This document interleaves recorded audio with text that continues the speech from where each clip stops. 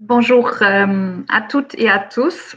10h30, je démarre. Je pense que tout fonctionne, c'est en ligne. Donc, bienvenue à notre rencontre virtuelle sur l'emploi dans le commerce. J'excuse d'abord malheureusement notre directeur général, Didier Coupini, qui avait eu un impératif de dernière minute. En revanche, l'ensemble de nos intervenants sont présents. Donc, je leur souhaite aussi la bienvenue. D'abord, Emma Rodin et Zoé Chalon, parce que, et donc, à la FNO, elle est chargée d'études sur les sujets commerce de la Fédération nationale des agences d'urbanisme. Et il y a, je m'excuse, Nadine Le Hir, qui, vous êtes donc de Brest et co-animatrice du club commerce avec ma collègue Emma Rodin. Vous commencez avec la présentation de l'étude que vous avez portée avec les autres agences d'urbanisme sur l'emploi dans le commerce ce dernier temps. Puis, on aura un petit peu de temps pour un débat. Donc, je m'adresse à l'ensemble des participants. N'hésitez pas à faire aussi déjà tout au long vos remarques par chat. Les micros, les caméras, pour une meilleure lisibilité, seront bien évidemment coupés, mais vous avez donc la possibilité de poser vos questions déjà pendant les présentations par le chat. N'hésitez pas. Puis, il y a un échange avec Monsieur Leroc, qui est le délégué général de Procos, la Fédération pour la promotion du commerce spécialisé, notre grand témoin de la rencontre d'aujourd'hui. D'abord, peut-être quelques indications donc, techniques autres, donc avec le chat, les questions. Il y a un enregistrement de la séance, donc vous aurez aussi l'occasion de, à partir de la semaine prochaine, de trouver la séance, les présentations, si vous le souhaitez, mis à disposition sur le site internet de l'agence d'urbanisme, mais aussi sur le site de la FNO. Voilà, je vais faire court pour passer tout de suite la parole à Zoé qui va nous expliquer le contexte de l'étude avant de passer à la présentation de Emma et de Nadine. Donc, merci à tous pour votre présence et à tout à l'heure. Bonjour, merci beaucoup Brigitte pour cette introduction. Alors moi je vais vous présenter en quelques mots le contexte de cette étude et puis comment ça s'inscrit dans un contexte un peu plus large de travaux sur le commerce. Alors dans un premier temps, j'aimerais juste remercier du coup l'agence de Lille qui a organisé cet événement et qui va permettre de valoriser le travail qui a été fait par une douzaine d'agences d'urbanisme qui font partie du réseau de la Fédération nationale des agences d'urbanisme. Donc du coup, c'est un travail qui est mené depuis 2 ans sur l'observation, qui est un de nos piliers de l'aménagement sur l'aménagement commercial et qui est porté du coup par les agences d'urbanisme et également par la FNO. Donc ce travail qui va vous être présenté aujourd'hui est composé de 2 volumes. Un 3e volume arrivera un peu plus tard, probablement en début 2022. Ce travail a pour objectif de construire une expertise commune et d'avoir un certain nombre de points de repère commun aux différentes agences d'urbanisme. On était parti un peu du constat que on avait tous dans nos territoires un peu des chiffres clés sur le commerce, sur l'aménagement commercial et sur l'emploi dans le commerce. Et donc du coup, il nous semblait important de pouvoir donner un certain nombre de points de repères pour que chacun puisse se dire, bah voilà, dans mon territoire, j'ai telle dynamique, donc au regard de ce qui se passe en France, au regard des grands chiffres nationaux, on peut, voilà, je me place différemment par rapport aux autres. Donc du coup, cette étude qui a été menée donc par le club d'urbanisme commercial, donc qui est un de nos clubs métiers au sein des agences d'urbanisme et qui est porté donc par 2 agences, l'agence de Brest et l'agence de Lille. C'est un travail du coup qui a demandé un investissement très important d'une douzaine d'agences. Alors vous avez la liste en Angers, Brest, Dunkerque, Grenoble, l'Institut Paris Région, Lille, Lorient, la Martinique, Pau, Bayonne, Quimper, Reims et Toulouse. Donc du coup, toutes ces agences qui ont pu travailler ensemble et apporter leur expertise pour définir ce travail. Cet objet, donc du coup, de ces 2 publications, s'inscrit aussi dans un contexte plus large, puisque la FNO, avec les associations d'élus, France Urbaine, la Fédération des Scots, la DCF, travaille sur l'aménagement du commerce depuis 2 ans, au travers alors plutôt de séminaires donc, qui n'ont pas pu avoir lieu en 2020, mais qui en 2019 s'étaient réunis sur 3 sujets: l'aménagement opérationnel du commerce, les enjeux de l'aménagement commercial demain, et puis également l'observation. Donc du coup, c'est une dynamique qui permet de monter en compétence, de faire monter en compétence les territoires sur ce sujet. Alors, pour ne pas être trop longue, je vais juste du coup vous rappeler le contexte du coup de ces 3 études très spécifiques. Alors, elles se divisent donc en 3 volets. Un premier volet qui a été l'objet de construire un cadre de référence et de réflexion sur l'emploi commercial en réalisant un premier état des lieux et une observation des évolutions sur les 10 dernières années. Donc, du coup, c'est cette première publication qui vont vous être présentée. C'est vraiment un référentiel commun à l'échelle nationale. Ensuite, un deuxième volet qui est paru donc cette année, qui permet des comparaisons entre tous les territoires, donc à partir des aires urbaines, et qui permet de mieux comprendre les situations constatées localement et de comprendre aussi quel facteur va influencer, puis peut-être aussi à vous donner des éléments pour pouvoir ensuite vous projeter dans l'avenir. Alors, sachez quand même que ce travail a été mené avant le Covid-19 et les données qui ont été prises sont avant le Covid-19. Donc, du coup, on n'a pas forcément... l'impact qu'aura cette crise ne pourra pas être peut-être regardé au regard de cette publication, mais elle vous apportera quand même des éléments de fragilité, etc. Et puis, donc, du coup, un troisième volet qui n'est pas encore sorti, mais qui est en cours de réflexion auprès des agences, qui va être sur la localisation fine de l'emploi, donc depuis les aires urbaines, les territoires jusqu'aux pôles d'emploi infracommunaux, pour avoir quelque chose d'encore plus fin. Et donc, je vais laisser la parole à Emma et Nadine, qui portent ce projet depuis quelques temps, et qui vont vous présenter du coup ces 2 premiers volets et ce qu'ils ont pu en tirer. Je te remercie beaucoup, Zoé. Simplement, avec Nadine, on va essayer de vous donner la substantifique moelle de ces 2 volets d'études qui sont assez denses.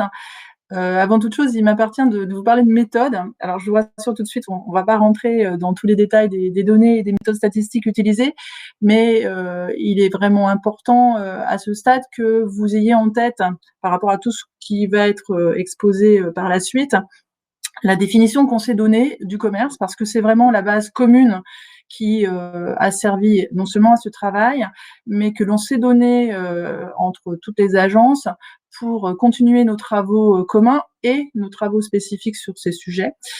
Au-delà de ça, il nous apparaissait important aussi de vous expliquer un peu pourquoi et comment on avait défini notre commerce, notre vision du commerce, de façon à être bien clair sur l'objet finalement de notre présentation. On est parti d'une idée qu'il nous fallait une définition élargie du commerce, une définition qui bien sûr reprend ce que habituellement on trouve dans la nomenclature d'activité INSEE qui s'appelle le commerce de détail. Donc, cet ensemble d'activités a été bien entendu entièrement repris, mais on a été un peu plus loin. On a souhaité ajouter dans cette dimension de l'observation du commerce la dimension des services marchands, partant du fait que on souhaitait donner une vision assez fidèle de ce qu'on pouvait observer sur le terrain, ce qu'on pouvait observer dans une rue de type commercial, un centre commercial, enfin peu importe, en tout cas quelque chose qu'on pouvait nous-mêmes, dans nos usages, dans nos habitudes, constater sur le terrain. Alors, qu'est-ce que c'est que ces services marchands? Tout le monde en a à peu près une idée, mais pour vous donner l'ampleur un peu de ce que ça peut couvrir comme activité, je vous citerai simplement que ces services marchands regroupent à la fois des activités de réparation informatique, téléphonique, peuvent toucher bien sûr la réparation des objets du quotidien, ça peut être la cordonnerie, hein, les objets du quotidien, les chaussures, quand il y en a encore, mais il y en a. Ça peut concerner aussi la location des biens. On a intégré tout ce qui était loueur de voitures, mais aussi entretien du linge, les blanchisseries, les coiffeurs, les esthéticiennes. Mais à cela aussi, on a ajouté rajouter une dimension qui n'est pas toujours présente dans toutes les définitions qu'on peut se donner dans l'observation du commerce. C'est la dimension un peu du tertiaire marchand, si j'ose l'appeler comme ça. Ça recouvre les agences immobilières, les agences de voyage, les agences bancaires. Alors je précise bien que nous, on a repris simplement l'emploi des agences qui sont présentes dans les agences bancaires, dans les rues. On n'a pas repris l'ensemble du monde bancaire, évidemment, qui est derrière. Et puis, point important, on a repris également l'ensemble, on a étudié l'ensemble des emplois qui concernent les hôtels, la restauration, les cafés, parce que ça nous a paru partie intégrante de cette dimension marchande de la ville. D'où une typologie, en une dizaine de secteurs d'activité. Mais une typologie, là aussi, il nous paraît important à ce stade-là du démarrage de notre présentation de faire ce point bien particulier sur la situation d'un secteur dont on parle beaucoup et qui peu ou prou n'apparaît pas dans nos statistiques. D'abord parce que c'est pas un commerce présent physiquement, mais enfin un emploi commercial présent physiquement, pardon, mais aussi parce que il n'est pas vraiment bien suivi sur le plan statistique. Alors un petit zoom là-dessus quand même, pour faire sentir dès à présent, peut-être une question qui reviendra, les fameuses frontières floues du e-commerce. Alors aujourd'hui, tout le monde s'accorde, tout le monde constate la part prégnante, la part montante de l'usage du e-commerce dans nos actes d'achat. On a des chiffres récents qui montrent que avec la crise sanitaire de l'année précédente, de 2020, on est passé à 13% de part de marché de ce monde du e-commerce dans nos vies, nos habitudes de consommation. Mais pour le coup, on a toujours une difficulté particulière, c'est d'étudier, d'identifier ce que sont réellement ces e-emplois commerciaux. Alors vous me permettrez d'employer ce néologisme. On sait par des enquêtes un peu à part qu'on a peut-être plus de 100 000 emplois qui sont dans ce domaine, mais on a une question clé qui se pose toujours, c'est est-ce que c'est vraiment des emplois commerciaux, ces emplois du e-commerce? Est-ce que on arrive à les qualifier d'une manière simple, et quels outils statistiques on peut employer pour les repérer? Alors, on a fait un petit travail au moment de cette étude pour justement un peu cerner ce qui nous échappait et ce que l'on arrivait quand même à étudier. On avait regardé un peu de manière emblématique 3 cas qui sont ceux bien connus d'Amazon, de Cdiscount et de vente privée, en se disant, bah voilà, si on sait où sont rangés et classés ces emplois, on saura si on a dans notre étude la capacité à regarder ce que sont ces emplois du e-commerce. Et bien entendu, il n'y a pas eu vraiment de surprise parce qu'on le savait déjà de manière un peu implicite. La plupart de ces emplois des grands distributeurs du e-commerce, ceux qu'on appelle les pure players, qui ont pour la plupart pas pignon sur rue, qui ne sont pas dans des boutiques physiques, même si d'ailleurs il y a des expériences qui se développent aujourd'hui, la plupart de ces grands distributeurs de e-commerce sont classés dans nos outils statistiques dans le secteur de la logistique. C'est-à-dire que l'ensemble de ces emplois ne peuvent pas apparaître quand on se sert des outils statistiques classiques, ce que nous avons utilisé, pour finalement être eux-mêmes étudiés dans le monde du commerce. Mais finalement, on s'est rendu compte dans ce travail qu'au-delà de cette limite statistique de prise en charge finalement d'un certain nombre de grands acteurs qui font du commerce, mais qu'on ne peut pas avoir apparaître dans les statistiques, il y avait aussi cette question de cette barrière un peu ou cette frontière un peu floue. Qu'est-ce qui fait aujourd'hui qu'on est commerçant ou qu'on est logisticien? Est-ce que finalement le préparateur de commandes Amazon, c'est un logisticien ou c'est un commerçant? Qu'est-ce qui le différencie, pour ne citer qu'un exemple, d'un libraire qui préparerait ses commandes dans sa propre boutique, certes qui fait les deux rôles, c'est-à-dire qu'il y a à la fois un rapport avec des gens qui viennent dans sa boutique en présentiel, et puis qui fait aussi de la vente par Internet. Donc voilà, je laisse ces questions un peu en suspens, mais sachez en tout cas que ce que nous, on a constaté, et c'est la limite de cette étude, c'est que l'emploi du e-commerce, aujourd'hui, on ne sait pas le traiter par les outils statistiques. On n'en a qu'une partie. J'y reviendrai un peu plus tard dans le cas particulier qu'on aura à souligner pour le petit zoom sur Lille. Celui qu'on connaît, c'est celui de la vente à distance, des entreprises qui sont classées dans ce secteur, mais ce ne sont qu'une petite partie de ces acteurs du e-commerce. Alors, pour ne plus s'attendre, je vous propose d'entamer le sujet vraiment proprement dit des grands chiffres clés, des grandes références, par l'état des lieux, avec cette question qui a été en filigrane dans nos questionnements sur le commerce, qui était la volonté de répondre à une question toujours un peu lancinante quand on parle de commerce, parce qu'on a un a priori positif. Le commerce a toujours été un secteur dynamique, mais l'est-il encore? L'était-il encore durant les 10 dernières années? Donc voilà la manière dont on s'est attaché à étudier le commerce. Je passe la parole à Nadine pour les premiers chiffres. Alors, effectivement, donc nous allons commencer par quelques repères sur la place du commerce dans l'économie française et dans l'emploi. Donc, le commerce tel qu'il vient d'être défini aujourd'hui en France, c'est 4,75 millions d'emplois. Donc, c'est quelque chose de très important qui représente plus d'emplois en fait que le secteur, par exemple, de l'industrie ou de la construction. C'est 1 emploi sur 5 en France. Une particularité du secteur commercial, c'est qu'on a une part importante d'emplois non salariés. C'est 82% d'emplois salariés et 18% d'emplois non salariés. Alors, par emploi non salarié, évidemment, ça recouvre un tas de notions très différentes. On a le chef d'entreprise qui nous vient assez classiquement en tête, mais on a aussi beaucoup de micro-entreprises. Et on a par exemple un sujet qui est aujourd'hui très souvent dans le débat public, les livreurs par exemple dans la restauration rapide font partie de ces emplois non salariés puisque ce sont des personnes qui sont à leur compte. Voilà, donc sur cet emploi non salarié, un autre chiffre, c'est un emploi non salarié sur 4 en France et dans ce secteur du commerce. Donc vraiment quelque chose de très prégnant. Alors, je ne sais pas si vous avez l'affichage. Si.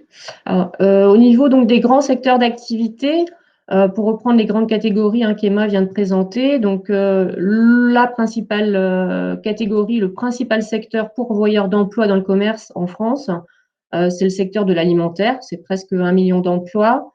Avec dans l'alimentaire évidemment tout ce qui concerne l'emploi les emplois qui sont situés dans les hypermarchés et supermarchés. C'est plus de la moitié de l'emploi dans l'alimentaire. Et ensuite, on va retrouver les boulangeries, les boucheries, les poissonneries, donc tout ce qui concerne les commerces de bouche, mais également des commerces spécialisés, par exemple dans le bio, dans le vegan, voilà, toute la variété que l'on va retrouver en termes de produits alimentaires, avec une segmentation qui est de plus en plus importante, mais donc un secteur très important, très pourvoyeur d'emplois et créateur d'emplois, on le verra tout à l'heure. Dans les autres secteurs, grands secteurs, on va retrouver en deuxième position l'hôtellerie, bar-restauration, avec 862 000 emplois. Là, je dirais que la locomotive, c'est la restauration traditionnelle. Même si la restauration rapide également est un secteur qui monte en puissance, la restauration traditionnelle représente aujourd'hui la moitié des emplois dans ce secteur de l'hôtellerie bar-restauration.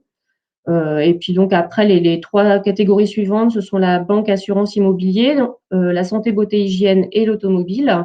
J'en profite pour répondre à une petite question que j'ai vue tout à l'heure dans le chat. Oui, les agences immobilières sont des activités qui ont été prises en compte et qui font partie donc de la rubrique banque, assurance, immobilier. Beaucoup d'emplois non salariés dans toutes les activités qui concernent la vente hors magasin. Donc là, on est notamment sur le commerce ambulant, les professionnels qui vont vendre leurs produits sur les marchés. Et puis les activités de santé, beauté. Donc là, notamment, on a effectivement les coiffeurs et les esthéticiennes à leur compte qui représentent une part d'emplois non salariés relativement importante.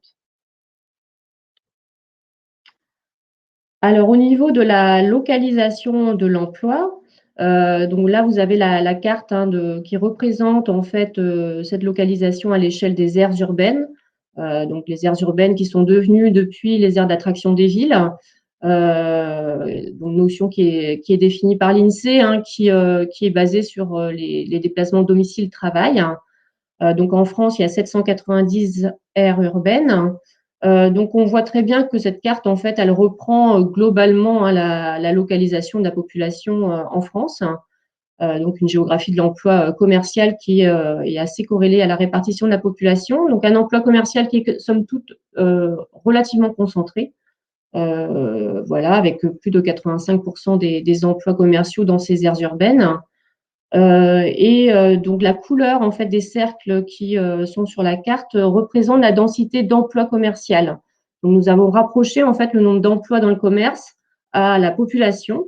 Alors en moyenne, en France, on a 72 emplois dans le commerce pour 1000 habitants, mais ce chiffre, il peut être multiplié par 3 ou 4 dans certains secteurs, et ce sont notamment les secteurs touristiques, donc les secteurs littoraux, plus les massifs montagneux, où vous voyez que les petits cercles, hein, sont dans des coloris vert foncé, c'est-à-dire que la part de l'emploi l'emploi rapporté au nombre d'habitants est beaucoup plus important que dans des secteurs où il y a moins d'emplois touristiques, où il y a une proximité d'aires de pôles urbains avec une grosse attractivité commerciale. Et puis, densité moins importante aussi dans des secteurs où il y a une forte activité productive. Donc, par exemple, dans des secteurs où il y a de grosses industries qui sont prenantes dans l'emploi, évidemment, l'emploi commercial est moins représenté dans la totalité de l'emploi.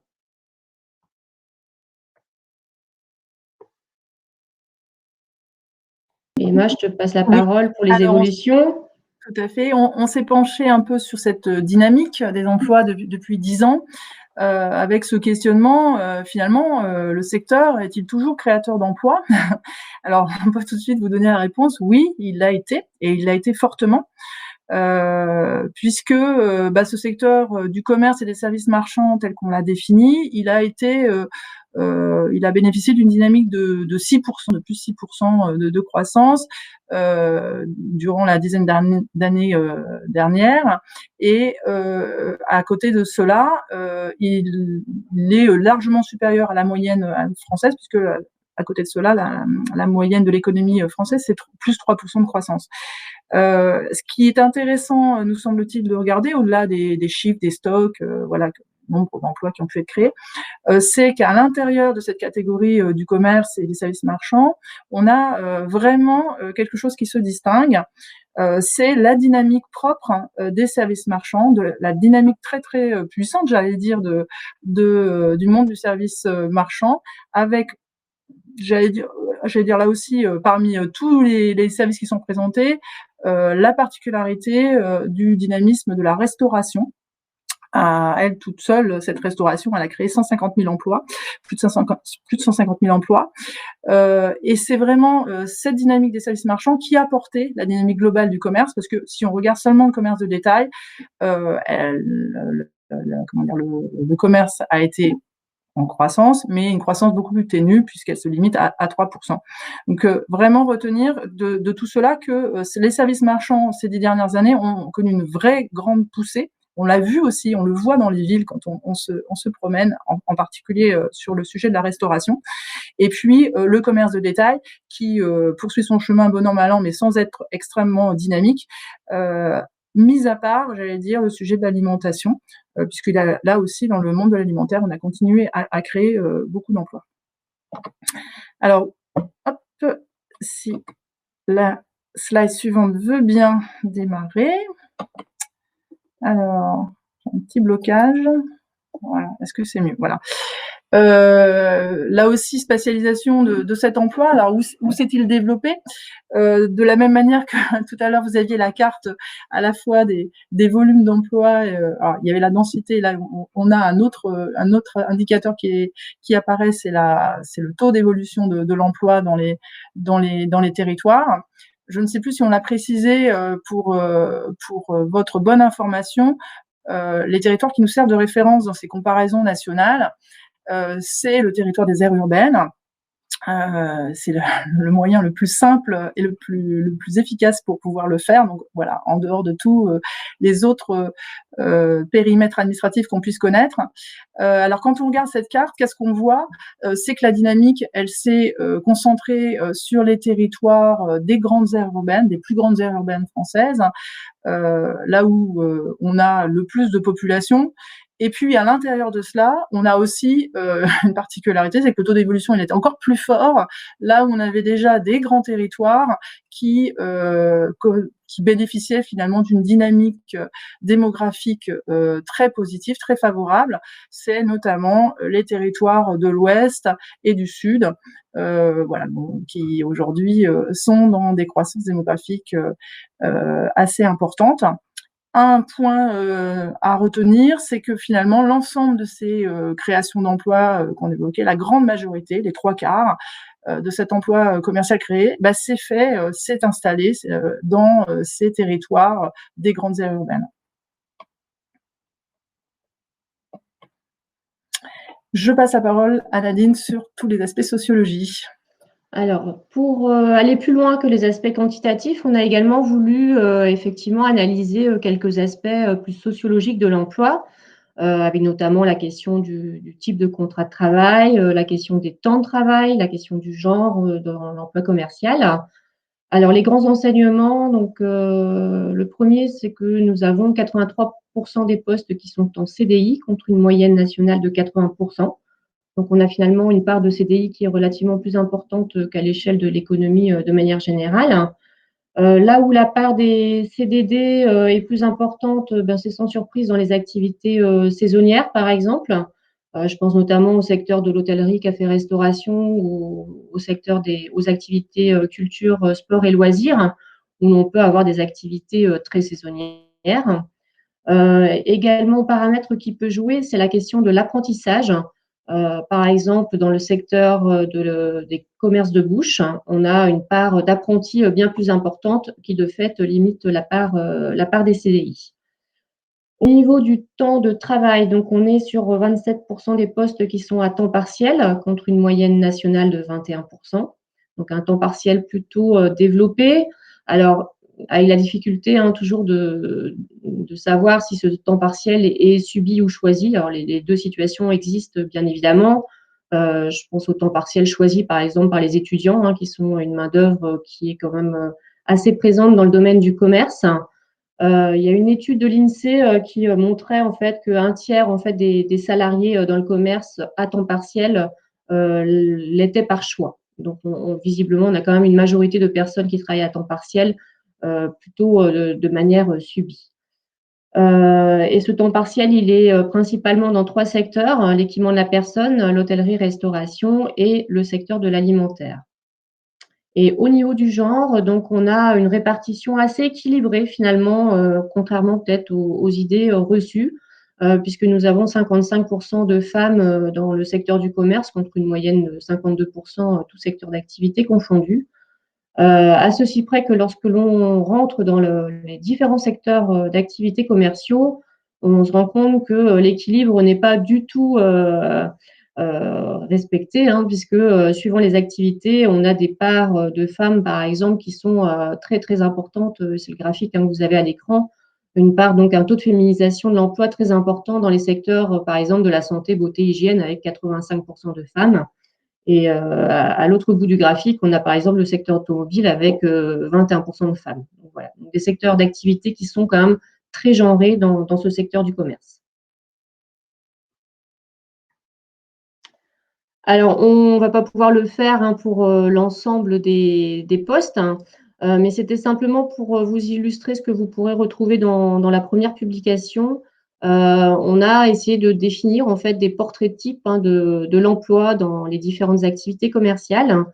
Par exemple, dans un hypermarché, on est plutôt sur des femmes, 60% de femmes, plutôt avec une catégorie socio-professionnelle d'employés, parce qu'on a 82% d'employés, 85% de personnes en CDI, plus de temps partiel que dans le secteur du commerce de manière générale, 35% de temps partiel contre une moyenne de 27%.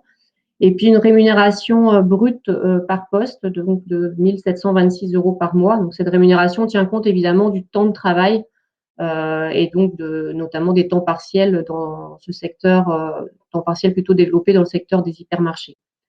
On a fait le même exercice là à l'écran pour le personnel dans les boucheries, dans les vendeurs en magasins de bricolage et les pharmaciens. Donc on a appelé pharmaciennes parce qu'effectivement, par exemple, pour ce secteur, on a essentiellement des emplois occupés par des femmes, avec une majorité de cadres et professions intermédiaires, beaucoup de personnes en CDI, beaucoup de temps partiel, 40% du personnel travaillant en pharmacie est à temps partiel, et une rémunération moyenne donc par mois de 1 927 €. Voilà, donc c'est juste pour illustrer et montrer les données que l'on a pu utiliser pour essayer aussi de mieux qualifier cet emploi dans le commerce.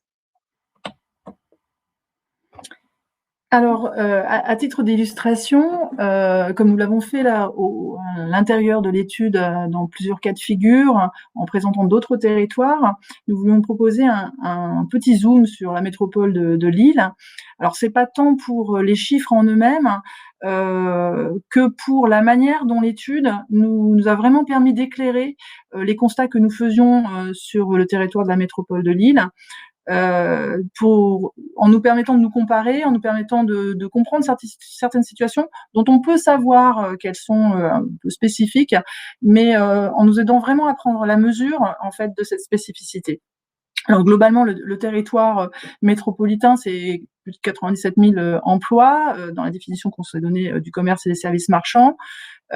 C'est globalement une évolution des emplois, y compris par sous-secteur d'activité, qui est similaire à ce qu'on a pu observer et ce qu'on vient de vous décrire dans les 10 dernières années, notamment voilà la grande croissance de tout ce qui est hôtellerie, bar, restauration, le plus faible, voire la régression un peu des emplois de l'équipement de la personne, de la santé, beauté. Mais il y a un point spécifique sur lequel vraiment on souhaitait pouvoir insister, c'est le secteur de la vente en magasin. Parce que quand on regarde les chiffres lillois, on est un peu surpris par cette baisse de plus de 40% d'un secteur qui finalement est assez peu lisible, surtout dans son intitulé. Et surtout, quand on se compare avec les autres territoires de France, on voit guère cette situation apparaître. Alors, de quoi s'agit-il? Qu'est-ce que c'est que la vente hors magasin? Pour ceux qui ont besoin d'être un peu éclairés, c'est un secteur dans lequel l'INSEE regroupe les activités qui sont liées à tout ce qui est vente dans les marchés forains, les marchés de plein air. Il y a également les activités de vente à domicile, les personnes qui vont démarcher, notamment pour vendre différents produits. Et puis, il y a cette grande catégorie que j'évoquais tout à l'heure, un peu en début de mon intervention, qui s'appelle la vente à distance, sur catalogue spécialisé ou général. Et qu'est-ce que c'est que cette vente à distance sur catalogue? Évidemment, ça doit vous rappeler quelques grands noms. En tout cas, pour la métropole lilloise, c'est le cas. C'est, pour ne citer que, des grandes entreprises comme La Redoute ou les Trois Suisses, qui sont, dont, en tout cas, les effectifs sont classifiés, sont comptabilisés dans cette catégorie du commerce de détail, dans la vente hors magasin et plus précisément la vente à distance. Alors, pourquoi nous, on s'est penché sur cette question? C'est que évidemment, moins 40% d'emplois, et plus précisément encore une baisse de 5100 emplois, ça nous paraissait non seulement important, mais voilà, on avait besoin d'expliciter un peu cette situation. Évidemment, ça agit comme un révélateur de vraiment cette spécificité métropolitaine, parce que pas beaucoup de territoires, je le disais, ont des densités d'emploi aussi importantes. Mais cette forte baisse, elle a surtout été l'éclairage extrêmement significatif de ce qui s'est passé ces 10 dernières années dans la vente à distance, j'allais dire traditionnelle ou historique. C'est celle de sa mue très profonde, puisqu'il a fallu que ces grandes entreprises s'adaptent à ce nouveau secteur, à la nouvelle donne en tout cas, du e-commerce. Alors, ça s'est traduit par une baisse d'emplois ou des nombres d'emplois très importants dans les statistiques. Alors, je préfère tout de suite dire on ne sait pas le mesurer précisément, mais on est absolument certain que ce ne sont pas que des disparitions d'emplois au sens des personnes qui ont été mises au chômage. Il y en a eu une partie, mais il y a aussi dans cette grande restructuration de la vente à distance, toute une transformation des fonctions, des externalisations aussi de fonctions qui se sont faites. Et pour ne prendre qu'un exemple qui nous met sur la piste en fait d'un transfert d'une partie de ces emplois vers d'autres secteurs de la classification des activités françaises, vers la logistique notamment. On a notamment dans la métropole lilloise eu la création d'une grande plateforme de traitement de colis qu'on appelle Dispeo et que les Trois Suisses ont porté entre autres pour remettre en route ou en tout cas retransformer leur activité et prendre l'élan pour le e-commerce. Donc on sait que derrière ces chiffres qui sont très importants, on a une transformation forte de tout un secteur, mais c'est tout un secteur qui finalement est extrêmement invisible dans l'ensemble du commerce de détail, se cachant dans des sous-catégories. Sauf que quand il s'agit de grand nombre d'emplois, ça nécessite de regarder de près. Et cette étude que nous avons faite, elle nous a permis de vraiment comprendre la spécificité métropolitaine sur le sujet et de comprendre ce qui s'était passé dans la métropole lilloise, et notamment que cette perte d'emplois, en tout cas cette transformation des emplois, avait pesé, si on prend dans l'entièreté le total des emplois commerciaux, pèse fortement sur le chiffre qu'on peut donner de la croissance. Si on retire cette situation particulière de la VAD, on se retrouve avec une croissance de l'emploi commercial qui est tout à fait similaire aux autres métropoles françaises. Voilà, plus de 9%. Alors, on va passer à un autre aspect de nos travaux qui porte plutôt sur la situation des territoires et sur la réflexion qu'on a souhaité avoir sur la possibilité qu'il existe ou non des profils, des typologies d'emplois commerciaux sur les territoires. Et je passe la parole à Nadine pour la première des cartes. Alors effectivement, c'était trop tentant pour nous. L'intérêt de ce travail à l'échelle nationale, c'était de pouvoir se comparer et de voir s'il existe des profils ou pas de territoires, en parlant évidemment toujours de l'emploi commercial. Donc pour cette carte qui est à l'écran, nous avons en fait pris plusieurs indicateurs pour caractériser l'emploi commercial dans les territoires. Alors, dans les indicateurs qui ont été pris en compte, donc, il y a la part des commerces et services commerciaux dans l'emploi total, les grands secteurs commerciaux évoqués tout à l'heure, l'alimentaire, l'hôtellerie, restauration, etc. Donc, c'est pas le poids de ces grands secteurs dans l'emploi commercial, le nombre d'emplois pour 1000 habitants, la taille moyenne des établissements commerciaux, puisque suivant les territoires, on voit que la part du petit commerce, entre guillemets, peut être plus importante que dans d'autres grandes villes, par exemple, et puis la part de l'emploi commercial non salarié. Et donc, au regard de ces différents indicateurs, il en ressort en fait 4 profils d'aires urbaines. Alors, il y a, sur les 790 aires urbaines, les 2 profils qui ressortent le plus, ce sont donc les profils 1 et 2. Alors, le profil 1, vous le voyez très clairement à l'écran, puisque ce sont les aires urbaines qui sont colorées en orange. Toutes les grandes aires urbaines font partie de cette catégorie. Malgré tout, dans cette catégorie, on peut aussi avoir des petites aires urbaines. On en a qui font, par exemple, 15 000 habitants. Et la deuxième catégorie, donc le profil 2, ce sont les aires urbaines vertes. Et là également, on a un certain nombre d'aires urbaines qui se caractérisent dans cette catégorie. Alors, sur le profil 1, en fait, la caractéristique principale qu'il faut retenir, c'est la diversité de l'emploi commercial. On a du coup une diversité d'emplois commerciaux, une diversité d'activités commerciales, et ce sont les territoires qui accueillent notamment beaucoup d'activités dans le domaine de l'équipement de la personne et de la maison, ainsi que dans le domaine de la culture et des loisirs. Le profil 2, on est sur des aires urbaines de manière générale de taille moins importante d'un point de vue démographique. Les plus importantes, elles font 40 000 habitants. Et ce sont des territoires qui sont caractérisés par une dominante de l'emploi commercial dans les grandes surfaces alimentaires. Donc, un emploi davantage localisé donc dans le secteur de l'alimentaire, dans les grandes surfaces alimentaires, et des territoires qui accueillent moins de services commerciaux. Ce qui peut sans doute expliquer aussi l'évolution de l'emploi commercial dans ces territoires qui est beaucoup moins dynamique en fait que dans l'ensemble.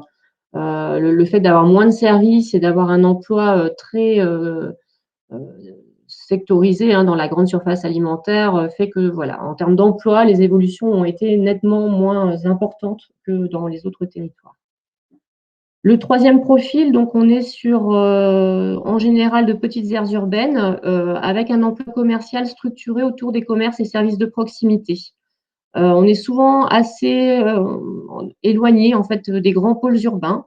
Donc ce sont les commerces et services de proximité qui jouent ce rôle de service à la population. Et on a une croissance de l'emploi qui reste somme toute presque au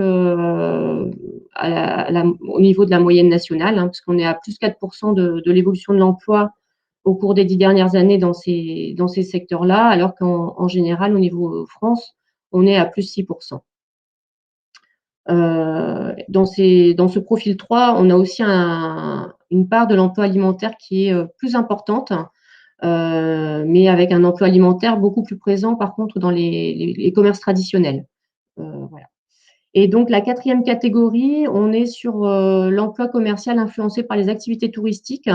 Donc, on retrouve pas mal d'aires urbaines qui sont situées sur les littoraux et puis également dans les massifs montagneux.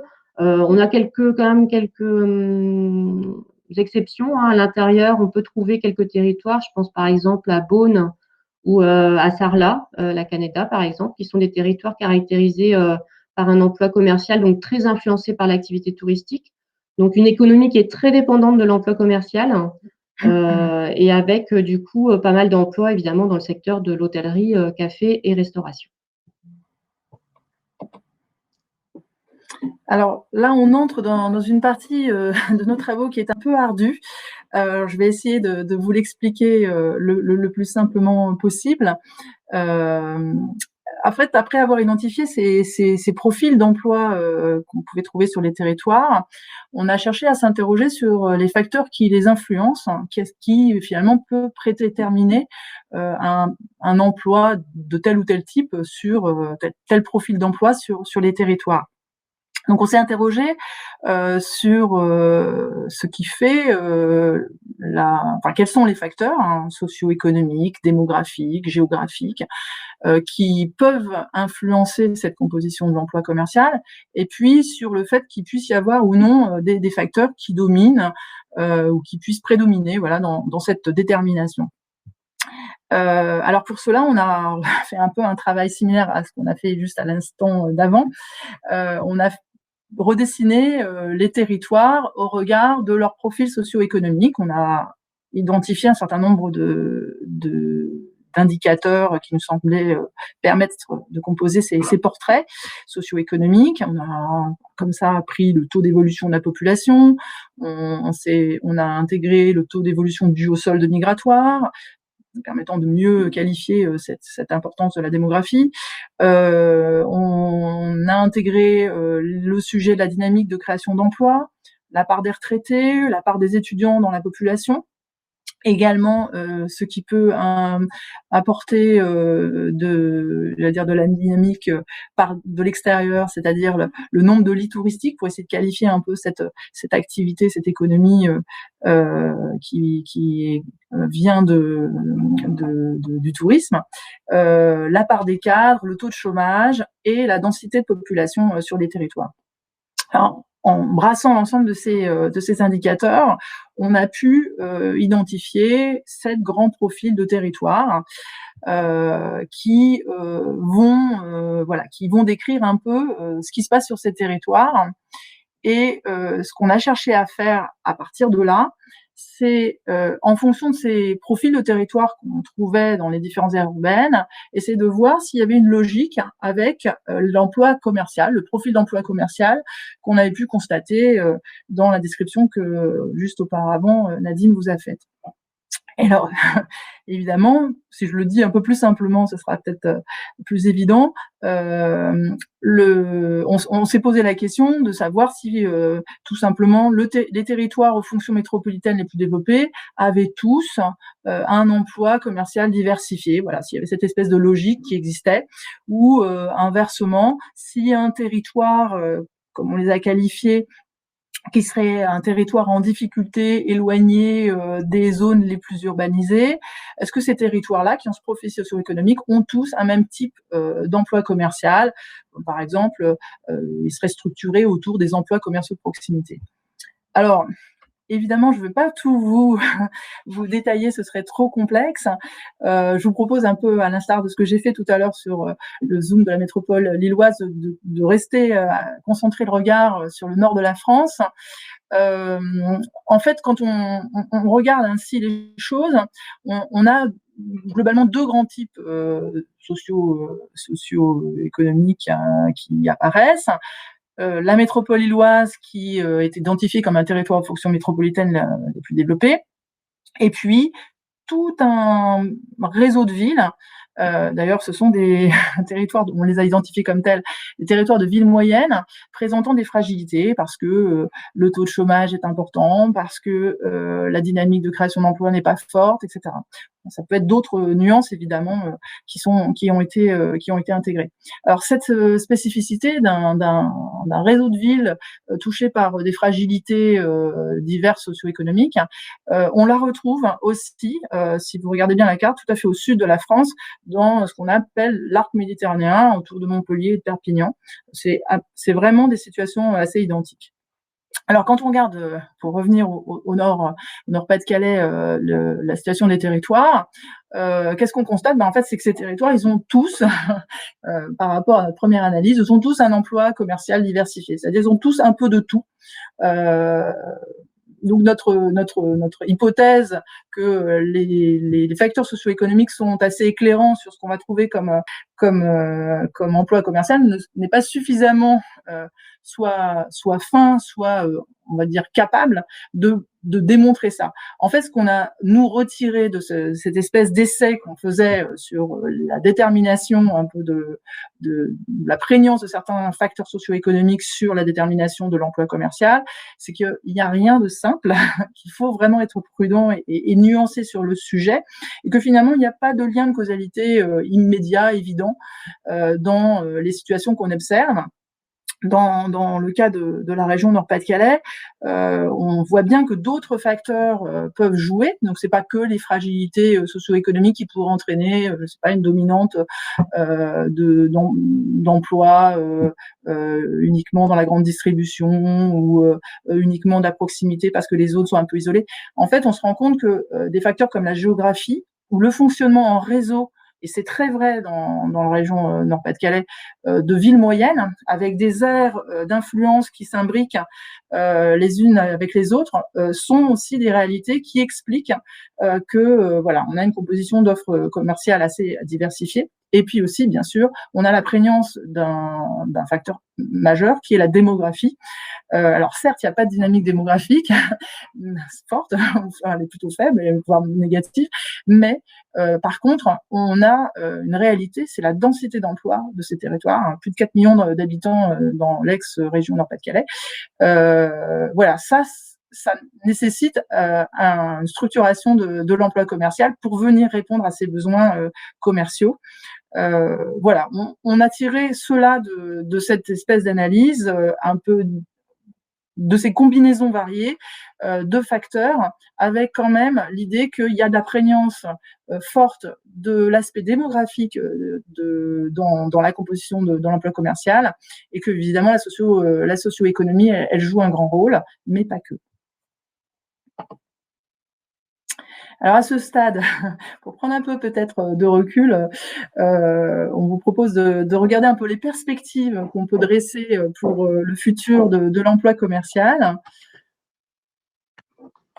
Alors, en termes de perspective, c'est quelques éléments de réflexion. Je pense qu'on va avoir l'occasion tout à l'heure de revenir dessus dans le débat. Alors, qu'est-ce qu'on peut attendre des évolutions en matière d'emploi commercial ? Alors, il y a la question les questions démographiques, Emma vient d'en parler. On sait très bien qu'avec le vieillissement de la population, on va avoir un vieillissement accéléré de notre population dans les années à venir. On a une modification dans la structure des dépenses de consommation. C'est vrai qu'il y a des études qui montrent que, notamment à l'âge de l'arrivée à la retraite, on a une modification de la composition des dépenses, avec par exemple moins de dépenses dans l'habillement et davantage de dépenses en matière de bricolage, de jardinage, en matière de services à domicile, par exemple. Voilà, donc une structure qui évolue et qui forcément peut avoir un impact aussi sur l'emploi dans les différents secteurs d'activité commerciaux. Un deuxième point qui est également démographique, c'est la question des flux résidentiels. C'est ce que l'on a voulu illustrer sur cette carte qui donc montre en fait les projections démographiques à l'horizon 2050, d'après les données qui nous sont fournies par l'INSEE.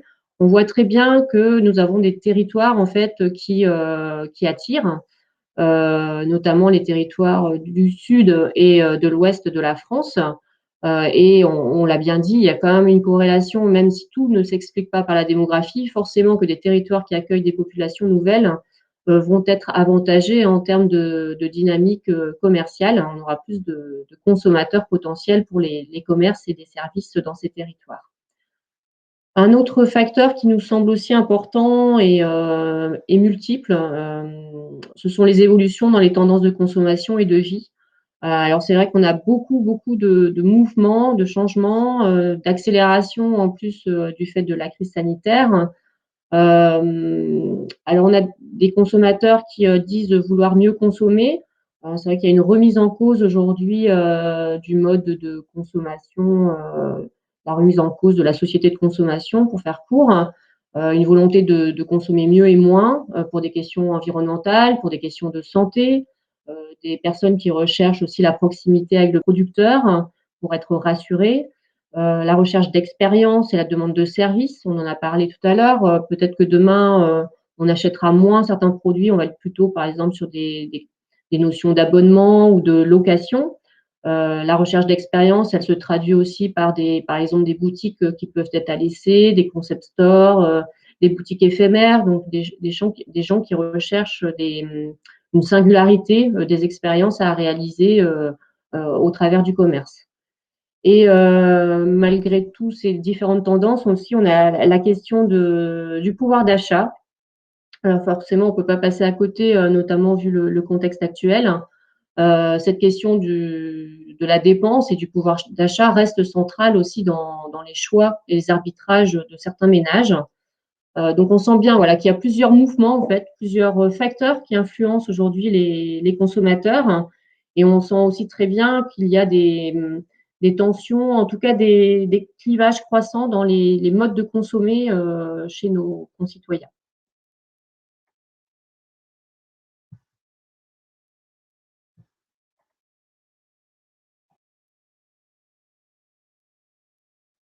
Alors Emma, on ne t'entend pas, tu as ton micro coupé. Merci.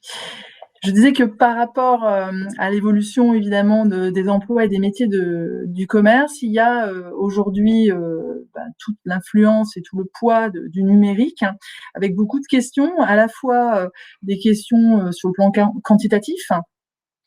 Qu'est-ce que vont générer le développement de l'automatisation, de la robotisation, de la gestion de données à grande échelle, d'intelligence artificielle, sur la présence en nombre de commerçants, d'emplois commerciaux sur les territoires, donc physiquement présents, ou le transfert ailleurs, vers d'autres types de lieux avec d'autres types de métiers derrière.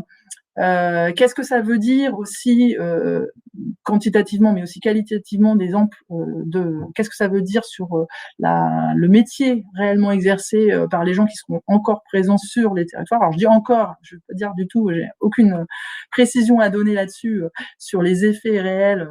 On n'est encore qu'au début de la mesure de tout ça, de la compréhension des phénomènes. En tout cas, on sent bien qu'il y a des transformations profondes qui sont induites par le numérique. en particulier dans les métiers.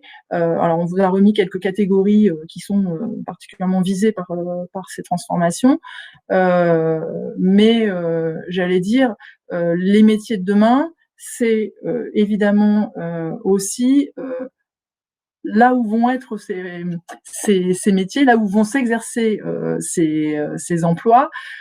C'est aussi le sujet qui nous intéresse, c'est-à-dire qu'est-ce que ça veut dire pour les villes, pour les territoires, par rapport à la restructuration d'espaces qui existent déjà, qui pourraient être amenés à se transformer, à se réduire, à s'agrandir, à se créer, dans des formats qui sont ceux du commerce physique, j'emploie toujours ce terme, traditionnel, ou vers des formes plus hybrides, voire complètement versées dans le domaine de la logistique. Voilà, autant de questions qu'on aura l'occasion, je pense, d'évoquer avec l'intervention de notre grand témoin, Monsieur Leroc. Pour le moment, ce que nous vous proposons, c'est pas de conclure, en fait, parce qu'il y a, comme vous l'avez vu, beaucoup de questions auxquelles on n'a pas forcément la réponse.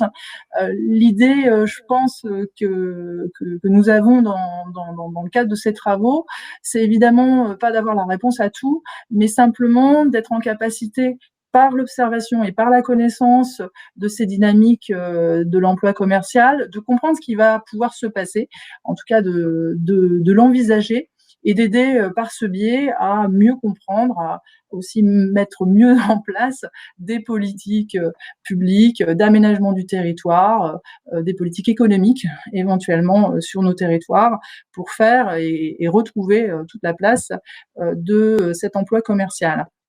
Alors, ce que je vous propose peut-être dès maintenant, alors on a bien avancé sur notre temps de présentation, c'est de prendre peut-être une petite dizaine de minutes pour un petit temps d'échange via le chat, sachant qu'on pourra rebondir sur un certain nombre de vos questions à la fin de l'intervention de Monsieur Leroc qui va pouvoir intervenir juste après.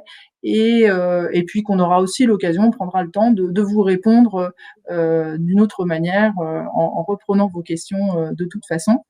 Je vais proposer à Marion Dussara, également de l'agence de Pau Bayonne, de nous rejoindre, puisqu'elle a participé à cette étude et sera sans doute à même de pouvoir témoigner également par rapport à vos questions.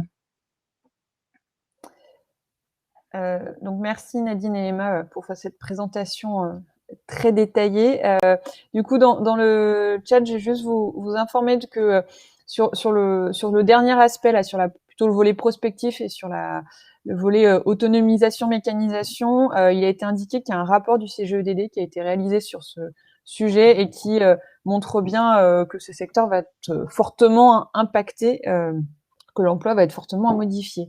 Alors, il y avait une question sur l'influence de la robotisation. Sera-t-elle très prochaine? Alors ça, je suis pas sûre qu'on ait la réponse aujourd'hui. Ensuite, il y avait une question, alors peut-être pour Emma, qui demandait plutôt sur le secteur du Nord-Pas-de-Calais. Est-ce que tu peux détailler un peu plus les facteurs de fragilité qui ont été pris en compte dans cette cartographie-là?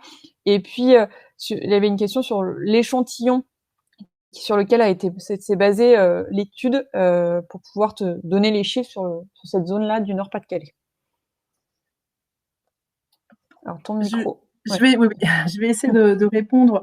Alors déjà, une première chose, j'ai zoomé un peu sur la région Nord-Pas-de-Calais, enfin l'ex-région Nord-Pas-de-Calais, mais la catégorie, le profil d'emploi qui apparaît fortement dans cette partie du territoire nord n'est absolument pas exclusive à cette région. Elle est présente, et je l'ai dit, autour de l'arc méditerranéen fortement, et puis à d'autres endroits un peu partout en France. Alors, ce qu'on a essayé de faire, je le disais, c'est quand on a catégorisé ces territoires en fonction de critères socio-économiques, on s'est basé sur des aspects démographiques, des aspects de population, la part des retraités, la part des étudiants, le nombre de lits touristiques, les cadres, le taux de chômage. Voilà, un certain nombre de critères. C'est pas exhaustif. On a essayé aussi de mesurer un peu, quelles étaient les dynamiques globales sur le plan démographique et économique du territoire. Alors, cette catégorie, ce profil particulier qui interpelle, qui est territoire de ville moyenne présentant des fragilités. On vous doutez bien que c'est pas forcément le but n'est pas ni de stigmatiser ni de pointer particulièrement telle ou telle chose, mais c'est de catégoriser, quoi, de comprendre un peu ce qui se passe. Ce profil de territoire, il a d'abord, je me repenche sur l'étude pour être vraiment bien précise pour vous répondre. Il part de l'idée que on a à la fois des attributs métropolitains dans ces territoires, parce qu'on a une certaine densité de population, et c'est tout à fait vrai pour la région Nord-Pas-de-Calais. On a une part importante d'étudiants, mais à l'inverse, on a moins de retraités sur ces territoires que la moyenne. On a aussi comment dire, alors c'est là où l'aspect vulnérabilité ou fragilité apparaît. On a des revenus plus faibles que la moyenne française.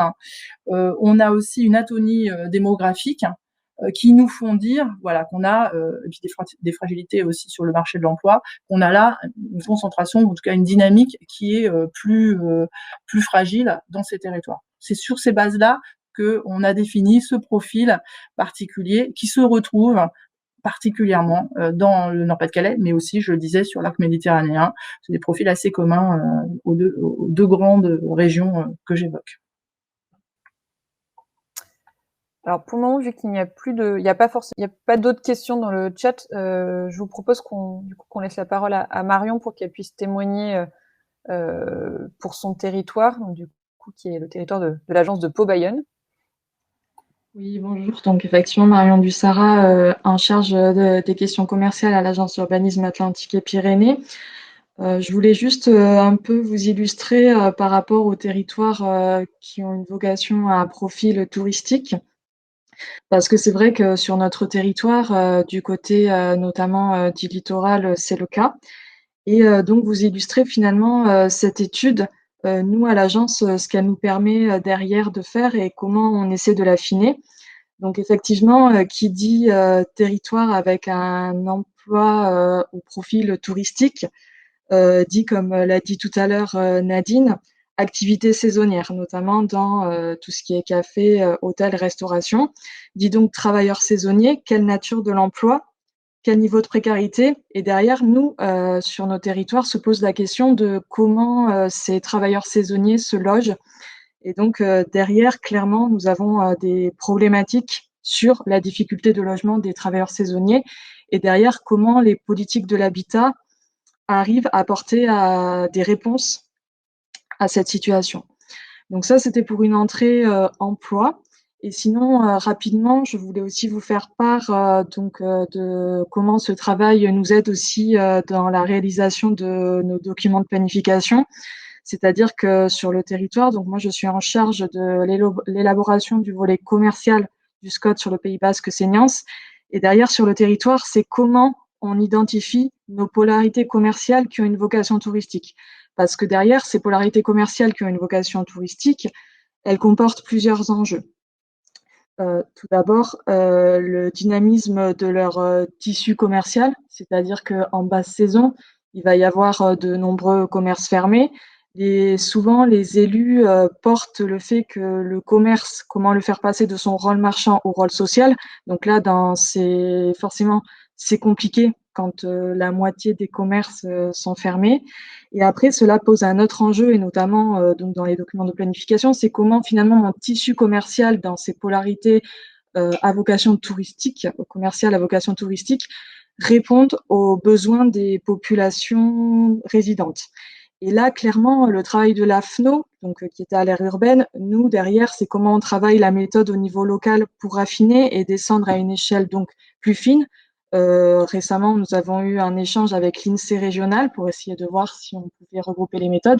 Et si je reviens en fait sur le travail qu'on a fait avec l'AFNO, dans la première ACP qu'on vous a présentée tout à l'heure sur l'emploi commercial, si je prends le cas de l'aire urbaine de Saint-Jean-Pied-de-Port, donc qui est au sud du Pays Basque, qui apparaît en tout petit à côté de la grande aire urbaine de Bayonne, donc elle apparaît en profil 4, emploi commercial influencé par des activités touristiques. Par contre, quand on y ajoute les facteurs socio-démo-éco de l'ACP suivante, on n'est plus dans la catégorie de l'emploi commercial, enfin du territoire à vocation commerciale touristique, mais plus donc dans le Verclare, territoire de ville moyenne avec une dynamique favorable. Donc, il traduit bien ce que je vous évoquais tout à l'heure, c'est-à-dire que là, la question de la saisonnalité à Saint-Jean-Pied-de-Port est quelque chose qu'il faut vraiment qu'on travaille parce que en basse saison, il y a aussi des flux et donc il y a aussi une population où il faut que cette population puisse répondre à ses besoins en matière de commerce. Voilà, donc là, je me suis un peu éloignée de l'emploi par rapport aux documents de planification. Mais c'était quand même intéressant et cette étude nous a beaucoup servi. Et voilà, maintenant, c'est derrière comment on affine la méthode à une échelle plus fine. Voilà pour le témoignage que je pouvais faire. Merci Marion. Du coup, entre-temps, il y a une autre question qui est apparue dans le chat qui est est-ce que vous avez, du coup, lors de l'étude, vous avez réalisé une approche sur les données de revenus avec celle de l'emploi commercial? C'est ce qu'on voit beaucoup apparaître qui est un argument pour implanter certains commerces, de dire que tant d'euros générés va créer tant d'emplois commerciaux pour chaque territoire. Là, on est même sur le lien en fait entre chiffre d'affaires. Si je comprends bien la question, c'est traduire le chiffre d'affaires en emploi. Alors c'est quelque chose qu'on n'a pas fait. On aurait bien voulu. Hein. Au départ, on a commencé par regarder en fait quelles pouvaient être les données, les indicateurs que nous avions à des échelles, aux échelles territoriales, donc étudiées, des aires urbaines.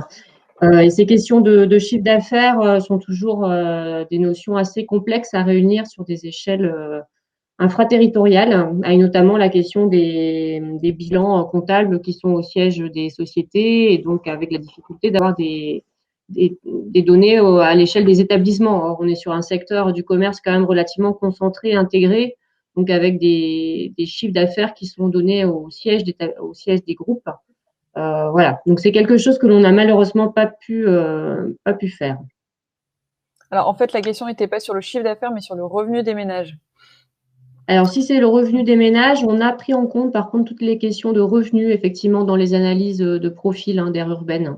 Et c'est quelque chose dans les facteurs, quand on parle de facteurs socio-démo, c'est vrai que la question du revenu est un facteur assez discriminant dans l'emploi commercial dans les territoires. Mais ce qu'on a montré aussi dans la complexité de ces facteurs, c'est que c'est pas suffisant pour faire déterminer un certain type de profil. Voilà, il y a toute une combinatoire, encore une fois, qui se fait. Alors, je voudrais pas trop qu'on s'attarde, mais qu'on se dise que s'il y a d'autres questions, elles peuvent être réservées pour la toute fin de notre échange. Ne pas trop tarder pour pouvoir laisser la parole à Monsieur Leroc, notre grand témoin pour cet événement d'aujourd'hui. Monsieur Leroc, qui est le délégué général de Procos, comme l'indiquait tout à l'heure en début de séance Brigitte, la fédération donc du commerce spécialisé. Alors, je ne sais pas si vous êtes déjà parmi nous. Voilà, on vous donne votre accès caméra et micro. L'idée, c'est évidemment, alors c'est le rôle du grand témoin, c'est pas toujours évident, que vous puissiez réagir à cette présentation d'études, pas dans sa complexité, mais voilà, ce qu'elle vient vous dire à vous, qui êtes représentant de grands acteurs du commerce. De grands acteurs du commerce qui aujourd'hui sont soumis aussi à de fortes pressions. Voilà, on a aussi envie de vous entendre sur ce que vous disent vos membres de la situation actuelle, de la crise sanitaire, et puis aussi du devenir de l'emploi commercial de demain. Voilà, dans tous les secteurs d'activité dans lesquels vous êtes présents. Monsieur Leroc, je vous cède la parole si vous voilà, vous nous entendez. Moi, je vous entends. Je ne sais pas si vous m'entendez. On vous entend très bien. Bon, en tout cas, merci. Comme vous dites, l'exercice grand témoin, on voit qu'on prend de l'âge en fait quand on est grand témoin. Donc, en tout cas, bravo pour tout le travail qui a été fait et bravo aussi pour le taux de féminisation de la présentation, parce que là aussi, c'est pas le cas malheureusement dans tous les webinaires. En tout cas, oui, bravo parce que au-delà de ce que fait Procos en termes d'organisation qui regroupe 300 réseaux. En fait, notre travail depuis toujours, ça a été ce que vous venez de faire en fait. Cette logique de relation entre le territoire et et le commerce. Quand je vous écoute parler, quand je vous écoute analyser, j'ai parfois l'impression d'écouter les propres travaux que nous faisons, et on est très en phase en fait. Je ne sais pas si ça doit rassurer ou pas rassurer, mais en tout cas, on est très en phase à la fois sur l'échelle d'analyse, sur les critères. On avait fait il y a quelque temps un sujet sur les centres-villes, une étude qui doit être disponible encore en ligne chez nous, et notamment on ressort quasiment les mêmes variables d'influence que ce que vous venez de dire. Donc évidemment, on ne va pas pouvoir répondre à toutes les questions que chacun se pose. Je dirais que on doit s'en poser quelques-unes, d'abord parce que en fait, ce travail-là que vous venez de faire, il va falloir c'est pas une bonne nouvelle, mais il va falloir le continuer tout le temps, en fait, parce qu'il y a tellement de changements, tellement d'adaptations. Donc, il y a le sujet du temps long et puis le sujet du temps court. Donc, le sujet du temps long, c'est ce que vous avez fait là. Le sujet du temps court, c'est ce qu'ont besoin de faire chaque territoire. Et après, on est obligé, en plus, de décliner au niveau de chaque emprise locale, puisque un des sujets qui est lié au commerce, c'est la prégnance très forte locale. Et donc, ça oblige, on voit bien tout à l'heure le raisonnement, par exemple, sur le Pas-de-Calais ou bien sur le sud-ouest, en tout cas Bayonne ou Cap-Breton ou Saint-Jean-Pied-de-Port. Après, on est obligé de redescendre très, très dans le détail, très fin, etc. Mais je pense que le fait d'avoir une approche globale telle que vous l'avez faite au service de tous les territoires, c'est extrêmement important parce que ça donne un peu des axes de travail que chacun ensuite doit décliner par rapport à tout ça. Donc, en fait, sur l'emploi, parce qu'on ne travaille pas tant que ça sur l'emploi, et à tort, parce que moi, je vais vous dire, c'est ça ma préoccupation majeure en ce moment. Dans le cadre de la Covid, très clairement, la préoccupation majeure que j'ai depuis le début de cette crise, ce sont les conséquences sur l'emploi du commerce à l'issue de cette crise. Donc forcément, il faut travailler ça, parce que après, moi, j'ai un certain nombre de partis pris, c'est-à-dire que on voit bien, je vais y revenir, mais on va essayer de tirer les conséquences ou quelques conséquences de ce qui s'est passé sur le temps court, c'est-à-dire la crise de Covid, et à quoi il faut s'attendre, et est-ce qu'il faut avoir la trouille ou est-ce qu'il faut au contraire être rassuré. Je dirais que un des sujets principaux, c'est évidemment le développement de l'omnicanal, de la combinaison magasin-internet, parce que ça a beaucoup de conséquences sur la structure de l'emploi, la localisation de l'emploi. Et évidemment, moi, je ne vais pas vous le cacher, je suis un fervent défenseur du fait que malgré tout, le e-commerce ne prenne pas un poids trop important, parce que de toute manière, ce commerce, je ne sais pas si ce sont des emplois de commerce, vous posiez la question tout à l'heure d'Amazon, bien sûr que oui, puisqu'ils vendent des produits, et côté consommateur, ils distribuent, ils donnent accès à des produits, donc on ne peut pas les exclure du commerce, bien entendu. Mais effectivement, est-ce qu'il y a un risque de taux d'automatisation très fort? La réponse est oui. Et quel est le pourcentage? Alors là, il y a des statistiques qui existent sur la question, sur le taux d'emploi notamment par chiffre d'affaires. Et en gros, entre le commerce physique et le commerce purement e-commerce, c'est à peu près 4 emplois de plus. 3 emplois, un pour 4. 3 emplois de plus pour le même chiffre d'affaires. Pour 10 000 euros, en gros, vous avez 4 emplois dans le commerce physique et un emploi dans le e-commerce. Donc ça a des conséquences. Et surtout, ça a des conséquences sur la vie de la ville. C'est où est-ce que se situent dans les territoires ces commerces. Donc ça, c'est un premier point. Donc cette période actuelle, qu'est-ce qu'elle pose comme question? Elle pose la question de l'attractivité des grandes aires urbaines. En gros, on a beaucoup parlé de ça, c'est une crise de mobilité aujourd'hui. Donc, très clairement, est-ce que oui ou non, ce qu'on vit aujourd'hui est purement exceptionnel ou va avoir des conséquences? Bon, je pense qu'il y a une conséquence qui est évidente et qui n'est pas facile à appréhender, c'est le poids du télétravail après crise. Si, pour être très simple pour tout le monde, si on va, chacun d'entre nous, un jour de moins au travail dans une zone où il y a de la restauration, où il y a du commerce, c'est 20% du chiffre d'affaires de l'activité qui est mise en danger dans ces lieux-là. Donc ça, c'est à l'inverse.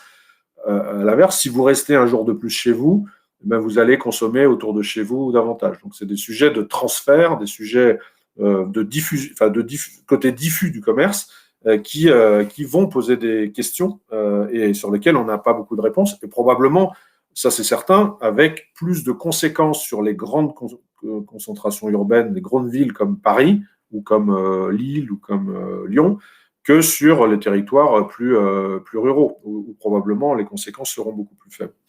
Donc ça, c'est le premier point. Le deuxième point, c'est effectivement une accélération du e-commerce et surtout de l'omnicanal. C'est-à-dire que vous l'avez dit tout à l'heure, on est passé d'un taux de vente du produit des détails à peu près à 9% en 2000, enfin 9,5% en 2019 à 13%. Donc c'est un gap. Pour info, et c'est ce vers quoi il ne faut pas aller parce que c'est très dangereux, en Grande-Bretagne, on est passé de 25 à quasiment 40.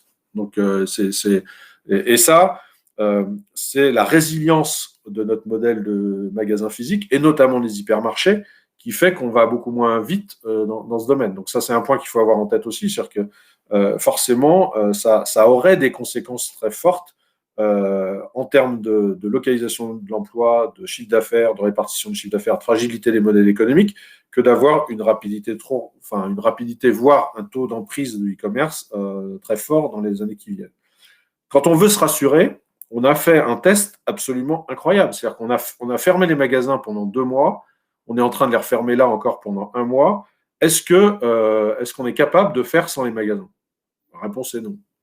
Aujourd'hui, nos enseignes, nous, elles ont eu un taux de croissance des ventes e-commerce à peu près de 80% l'année dernière. Donc, par rapport à un marché e-commerce qui a évolué globalement à peu près de plus 30%.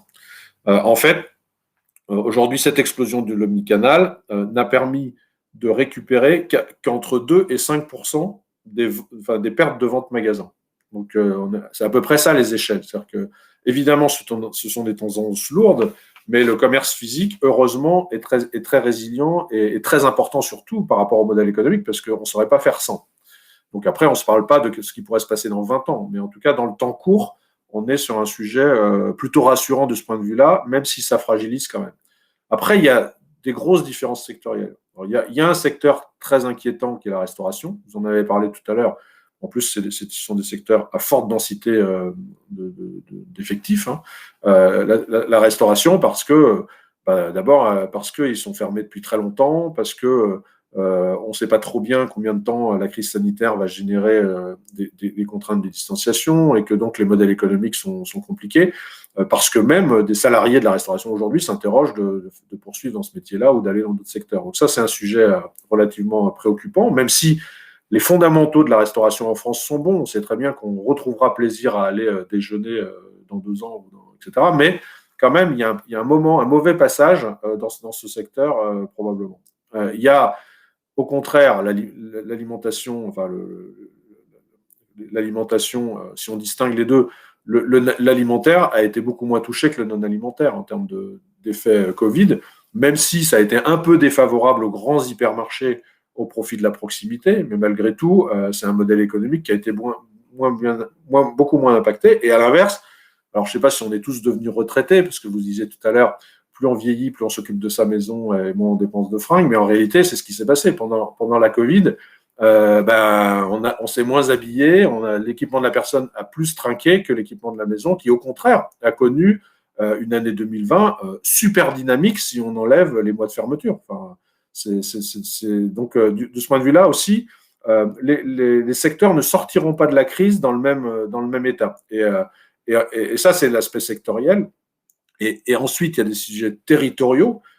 Il est évident que quand on regarde l'impact de la crise, de mobilité, c'est-à-dire que ça veut dire plus de télétravail, la peur des transports en commun, le retour de la voiture, le fait qu'on ne soit pas libre de prendre l'avion pour aller à Rome le week-end et que donc on reste en France, etc. Tous ces sujets-là ont des impacts ponctuels. Toute la difficulté, ça va être de savoir quelle est la durabilité de chacun de ces sujets. Et évidemment, il y a des sujets préoccupants, très clairement, je vous le dis, notamment sur les grands pôles de commerce, par exemple à Paris, parce qu'il y a la combinaison e-commerce, absence de touristes internationaux, etc. Quand on voit des sujets comme les Champs-Élysées, le boulevard Haussmann, etc. Donc, c'est des sujets importants qu'on peut retrouver ponctuellement dans d'autres grandes métropoles, à Nice, notamment la dépendance au tourisme international. Bon, ça va durer un peu. Et puis, sur les grands lieux de destination, les grands centres commerciaux, est-ce qu'ils sont durablement impactés ou est-ce que assez rapidement, puisque on a tous une faculté d'oubli assez importante, est-ce qu'on va assez rapidement reprendre les transports en commun, aller dans des lieux où il y a beaucoup de monde, etc. Bon, ça pose des vraies questions qu'on ne se posait pas trop avant, en fait. Avant, on était tous inquiets des villes moyennes, mais en fait, on n'est pas. Aujourd'hui, il n'y a pas que le sujet des villes moyennes et des centres-villes des villes moyennes. Il y a ces territoires-là qui posent de nouvelles questions. Est-ce que la crise aura été favorable à la proximité? On peut penser que oui, parce que, encore une fois, c'est lié à la combinaison entre notre lieu d'habitation et notre lieu de consommation. Il est très probable qu'on ne passe pas de 100% de télétravail à 0%. Donc, je pense que ça va redonner, à la fois sur un sujet de volonté de mieux consommer, enfin, ce que vous avez dit avant, et qui est très fort dans l'alimentaire, qu'il est un peu moins facile à mettre en œuvre dans le non-alimentaire. Mais du coup, oui, ça va être le cas. Est-ce que ça va être radical? Je pense que non.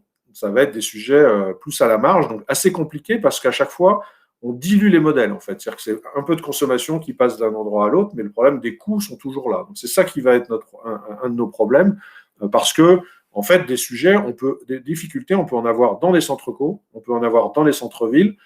On sait que les périphéries, honnêtement, ont franchi la crise de manière beaucoup plus facile.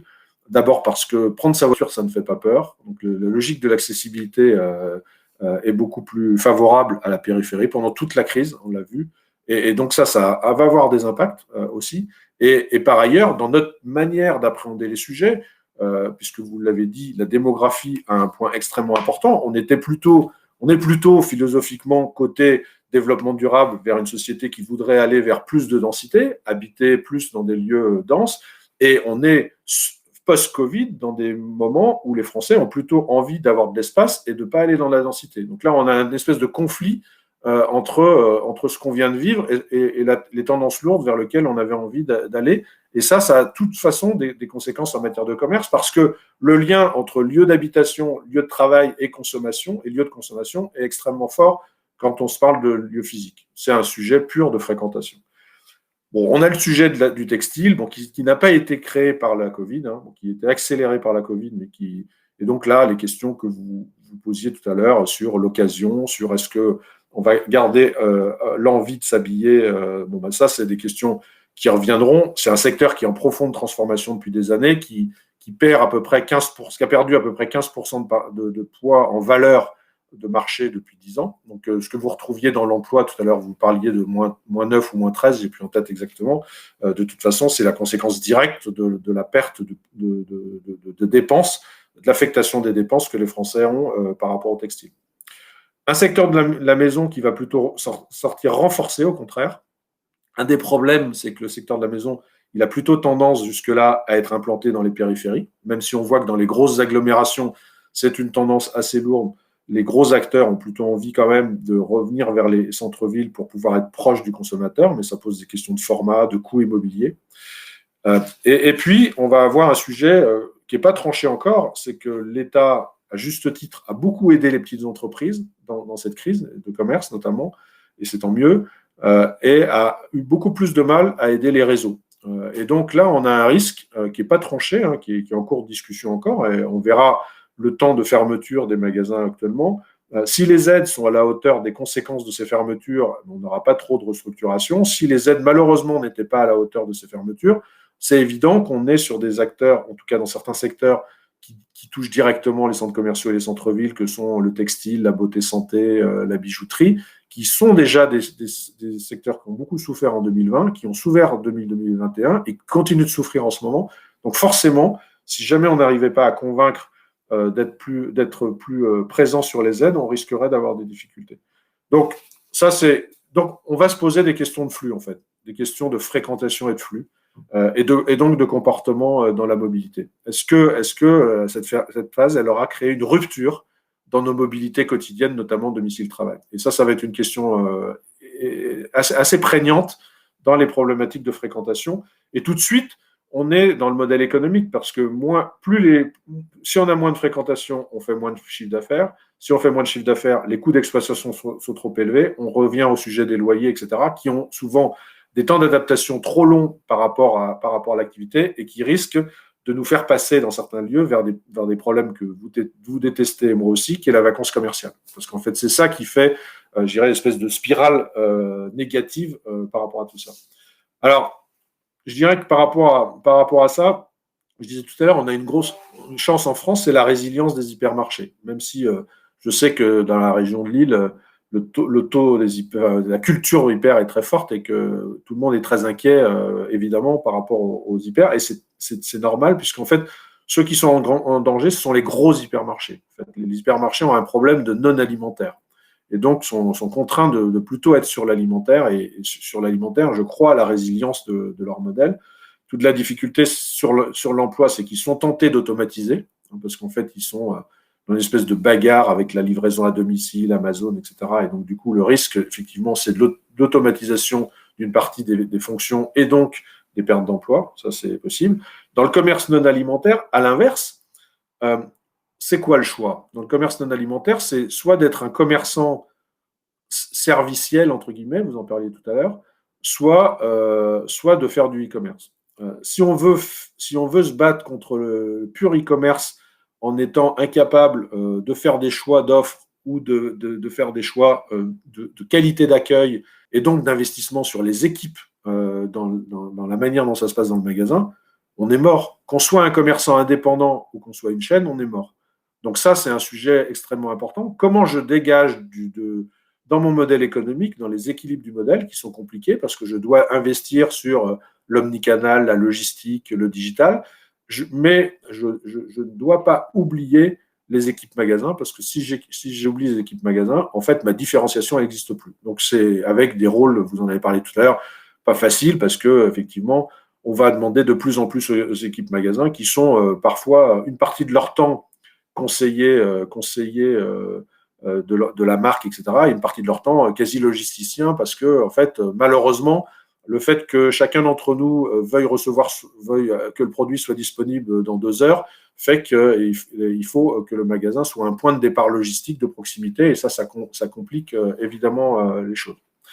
Alors, tout ça veut dire que, par ailleurs, vous en avez parlé, on ne peut pas simplifier facilement. C'est vraiment complexe parce qu'il faut ajouter à ça l'impact de la crise économique qu'on est en train de vivre et qui n'est pas facile à mesurer, et notamment, évidemment, des régions ou des aires, etc., qui vont plus souffrir, notamment des conséquences de la crise de certaines industries. On sait bien que l'aéronautique est en difficulté, enfin, il y a un certain nombre de secteurs qui donc vont ajouter à la crise sanitaire un problème de chômage, et donc le chômage, c'est moins de consommation. Enfin, toute la logique, malheureusement, elle est assez dynamique sur un plan négatif. Et ça pose la question, mais vous en avez parlé tout à l'heure, de la bipolarisation de la consommation. C'est-à-dire qu'on va avoir deux profils, alors même s'ils se rejoignent, hein, de comportement ou de consommateurs. Une partie des gens qui auront peu perdu d'argent pendant la crise et qui vont aller plutôt vers la logique de responsabilité, de développement durable, de frugalité, de circuit court, de RSE, etc. Et une partie de la population qui, pour 2 raisons principales, soit un problème de pouvoir d'achat, soit toujours un problème de plaisir à consommer, être très accro sur le prix, et donc avec des modèles discount d'un côté, en termes physiques, et puis le e-commerce qui est très intéressé par la logique du prix, parce qu'il n'y a pas plus, avec la comparateur des prix, etc., il n'y a pas plus destructeur de valeur que le e-commerce. Quand on est dans notre canapé, on peut comparer à peu près tout ce qu'on veut. Donc tout ça, c'est complexe. La proximité a gagné des points, mais quelle proximité? Et là, il faut faire attention parce que je sais que quand je discute avec des élus ou même les journalistes, on parle tous de proximité, mais en fait, ça ne veut rien dire. La proximité, c'est quoi? C'est ce qui se passe à côté du lieu où on habite ou à côté du lieu où on travaille. Pour 70% du chiffre d'affaires du commerce, c'est en périphérie. Et 70% des gens habitent en périphérie. Mais leur proximité, ce n'est pas que le centre-ville. Et par ailleurs, l'autre risque qu'on a, c'est que la plus grande proximité que nous avons, c'est notre canapé. C'est-à-dire, c'est de commander sur Amazon et de se faire livrer chez soi. Donc, on va quand on combine les sujets modèle économique, commerce et territoire, on va avoir quasiment un choix sociétal à faire, en fait. Et comment on le fait et quels sont les curseurs sur lesquels on peut jouer, notamment avec l'État. C'est est-ce qu'on veut un commerce très très logistique, enfin, disons, où c'est la logistique qui prend le pas, c'est-à-dire où on livre les gens chez eux, etc. Et donc on va se poser la question de la livraison du dernier kilomètre, on va se poser la question des entrepôts, etc. Ou est-ce qu'on veut un commerce des lieux de vie? Alors moi, j'ai choisi, mais plus pour des raisons philosophiques qu'autre chose, mais très clairement, d'abord, ce qui se passe en ce moment avec des magasins fermés partout, je trouve que c'est dramatique sur le plan de la perception de la vie. Et par ailleurs, mais donc, il faut pas nier les sujets. C'est-à-dire que je crois, même si mes adhérents développent de plus en plus de e-commerce, je crois que si on ne prend pas en compte les externalités de chacun des modèles en matière d'emploi, notamment, et de vie locale, parce qu'en fait, on ne se parle même pas de modèle économique, on se parle de vie locale, et qu'on n'arrive pas à limiter les impacts trop forts que serait le développement, par exemple, d'une part de marché du e-commerce à 40% demain, on aura des soucis. On aura des soucis parce que très clairement, il faut appeler un chat un chat. Si un commerce sans physique ne fait plus que 60% ou 50% de son chiffre d'affaires en magasin, très clairement, il y a plein d'acteurs qui ne pourront plus se payer de magasin. Donc voilà, c'est comment on arrivera à suivre tout ça. Et les travaux que vous faites, comme les nôtres d'ailleurs, doivent servir aussi à alerter les choix sociétaux qu'on peut avoir à faire. Et il y a des choix nationaux et ensuite des choix territoriaux. Et je crois que c'est le début de débat qu'on doit avoir quasiment en permanence pour pouvoir échanger dans nos problématiques et pour pouvoir anticiper. Parce que une des difficultés que vous avez comme moi, c'est de prédire l'avenir. Analyser le passé, c'est un sujet. Prédire l'avenir, c'est beaucoup plus complexe. Mais c'est comme ça qu'on arrivera, je crois, à essayer d'établir des documents d'urbanisme qui permettent d'être suffisamment agiles pour s'adapter, qui ne soient pas trop rigides, qui donnent des axes, et à l'inverse, qui orientent le positionnement du commerce dans le territoire en fonction de la vision sociétale et territoriale qu'ont les élus locaux à l'échelle au moins de l'agglomération. Voilà ce que je voulais dire. Eh bien, merci Monsieur Leroc pour tout ça. On voit bien la dimension complexe. Vous nous l'avez montré, toutes les différentes pistes qui s'ouvrent, les choix ou les alternatives devant lesquelles sont vos partenaires, vos adhérents. Bon, il y a une question, et de toute façon, comme on arrive au bout là, au terme de notre séance, je voudrais proposer à tous les participants s'ils ont une question à poser, de ne pas hésiter. Et on va se prendre une petite dizaine de minutes pour pas trop dépasser le temps, pour répondre éventuellement aux questions qui se poseraient. Mais juste par rapport à votre intervention, moi, il y a une question qui revenait dans vos propos. Est-ce que, sans en avoir la réponse, mais pour avoir un peu le sentiment sur la tendance, vous avez une idée sur le fait que ce soit tenable ou pas tenable pour vos adhérents, là, pour ceux qui ont aujourd'hui des modèles économiques, on va dire de commerçants physiques, de tenir sur les deux modèles? Est-ce que finalement c'est ça, ou ils pressentent que c'est ça l'avenir, que c'est ça le combat et la concurrence avec le e-commerce, il va se jouer là, et il va se jouer dans cette double personnalité du commerce qui sera à la fois physique et capable d'être dans le monde du e-commerce, ou est-ce que c'est finalement un glissement qui va se faire peu ou prou avec, comme vous le disiez, des données de chiffre d'affaires à un moment donné, quand la majorité du chiffre d'affaires va être sur le e-commerce, on finira peut-être par dire au revoir à toute une partie du commerce qu'on prônait autrement, qu'on faisait autrement sur le plan des territoires. Qu'est-ce que cela vous inspire, cette question-là? Est-ce que vous pensez que c'est tenable? Alors déjà dans l'alimentaire, c'est tenable sans problème. Déjà sans problème. En tout cas, moi je ne crois pas qu'on puisse demain avoir un commerce pure player uniquement sur tous les secteurs d'activité.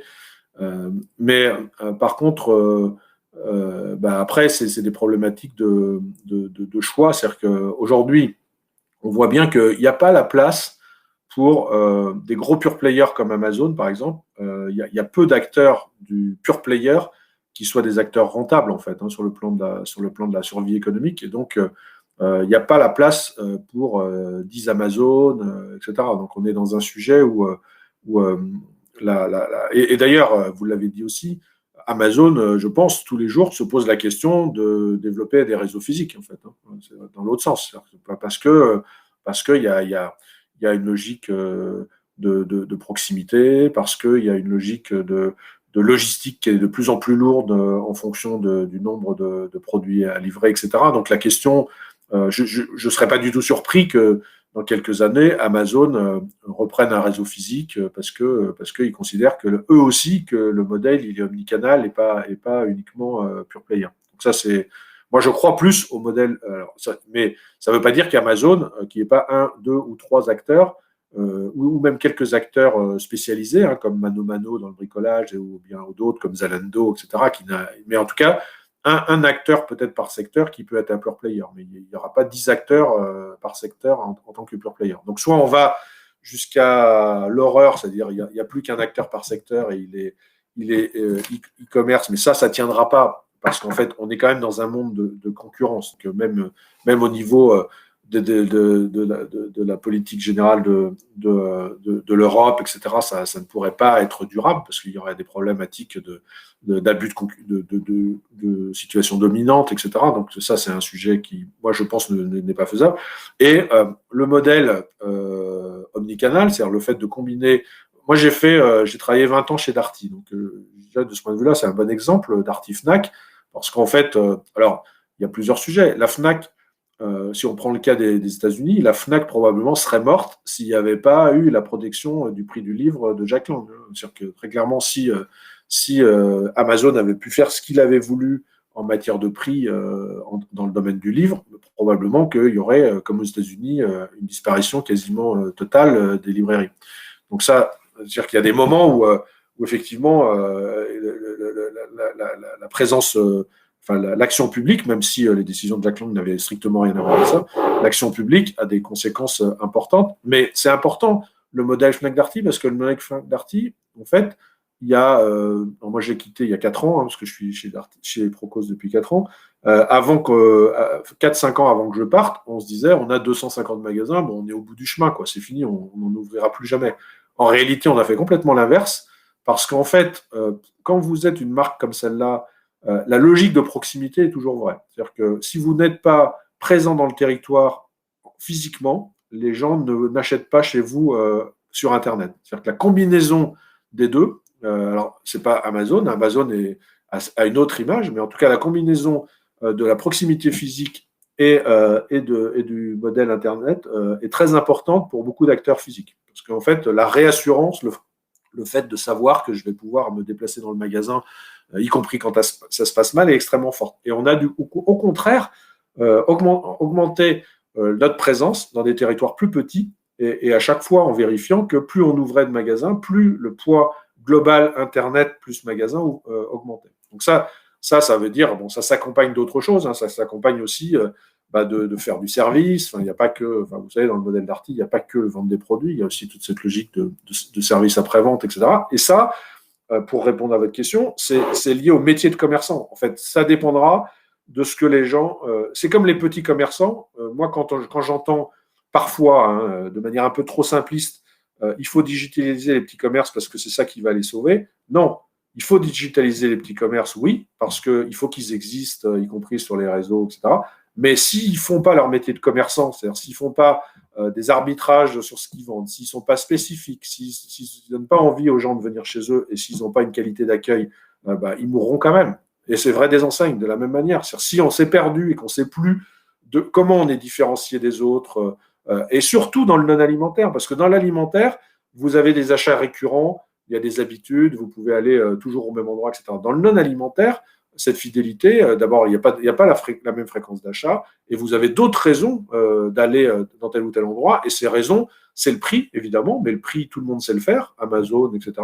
Mais c'est le plaisir que vous allez avoir, soit le plaisir, soit la qualité du choix que le commerçant va vous proposer ou vous permettre de faire. Donc, pour moi, c'est impossible pour des acteurs physiques aujourd'hui de dire je deviens demain un pure player et ça va bien se passer. Non, enfin, moi, je n'en connais pas, à part la Redoute qui l'a fait par contrainte. Enfin, non, d'ailleurs, ils étaient partis de la VAD, donc c'est même pas vrai.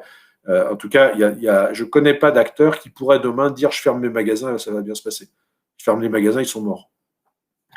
Alors peut-être pour en terminer, parce qu'on arrive malheureusement au terme de notre temps dédié à cette rencontre, il y a un point qui a été soulevé dans le chat, hein, une question sur la différence en fait. Alors ça touche un peu au mode de consommation, au mode de vie, mais je trouve que c'est intéressant justement dans la comparaison, en disant comment s'explique finalement que le e-commerce soit plus important dans son usage en Grande-Bretagne, et pourquoi finalement il est plus limité finalement chez nous.